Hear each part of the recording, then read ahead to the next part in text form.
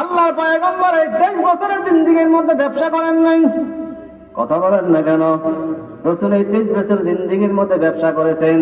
আমি আর আপনি যদি ব্যবসা করি, রাসূলের এই জিন্দেগীর সঙ্গে যদি মিলে যায়, তাহলে রাসূল যেই পদ্ধতিতে ব্যবসা করেছেন ওই ব্যবসার জ্ঞান অর্জন করা আমার আপনার জন্য ফরজ।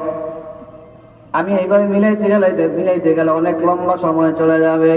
মূল একটা কথা আপনাদেরকে বলে যাই, 23 বছরের জিন্দেগীর যেই অংশটা আমার আপনার জিন্দেগীর সঙ্গে মিলে যাবে, ওই জিন্দেগীর জ্ঞান অর্জন করা আমার আপনার জন্য ফরজ। সবচাইতে মারাত্মক যেই ভুলটা আমার আপনার জিন্দেগীর মধ্যে হচ্ছে, জিন্দেগি ভর আমি আর আপনি নামাজ আদায়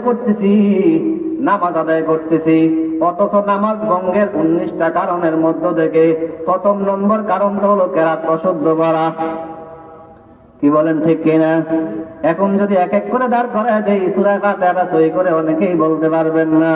নামাজ পড়তে পড়তে কপালের মধ্যে দাগটা পড়ে গেল, কিন্তু দেখা যায় এই কপালের মধ্যে দাগ পড়ছে ঠিক, কিন্তু নামাজটা সহিভাবে না পড়ার কারণে আমার আপনার এক ওয়াক্ত নামাজও আল্লাহর দরবারে কবুল হয় না।